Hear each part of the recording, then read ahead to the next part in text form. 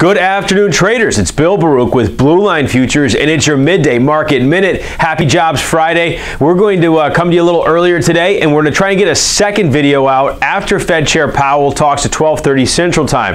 With the jobs report, the average hourly earnings was in line with the expectations of an increase of 0.3%. Job creation at 103,000 jobs created in the month of March, well below expectations. But when you pull it back and you start to see January, February, March, average job creation was just over 200,000 jobs. And that's right what you want to see the expectations at. This was not a bad report, though the headline definitely softened the dollar a little bit, pushed the treasuries higher and supported gold. Ultimately, we think there was a little bit of buying in the dollar, some selling in gold ahead of the jobs report, as well as selling in treasuries ahead of the jobs report.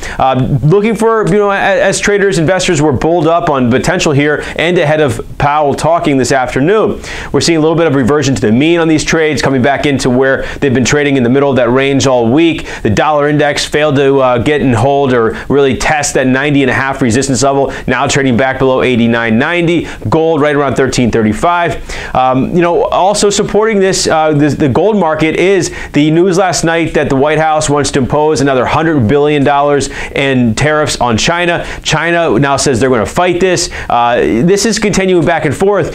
We do know that the White House, President Trump, wants to negotiate this. This is his negotiating tactic, but it's going to hurt the stock market. It's going to support gold. In the meantime, gold, the S&P traded down to 26.19. We had a big support level down there on the Morning Express yesterday.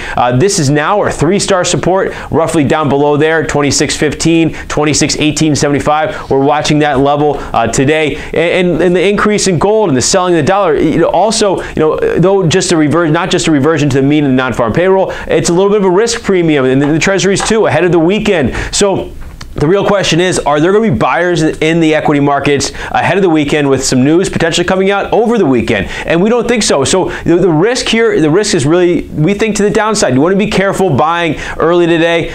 We could see some selling late or just a lack of buying interest late in the session. Yesterday's move in the S&P, we talked about in the Morning Express, it failed to get four-star resistance. It's a rare number that we put out there, a rare four-star level. The NASDAQ put in a high at 2 a.m. and then never revisited when the S&P started to make those new highs. That's not a good sign in the market to see. So the things are soft right now. We want to be cautious. We like the downside potential here. If you can manage risk on upside rips, give us a call. We're here to talk about all of this. 312-278-0500. Email us, info@bluelinefutures.com. Sign up for a free trial of our research on our website. And remember, futures trading involves substantial risk of loss and is not suitable for all investors. Thank you.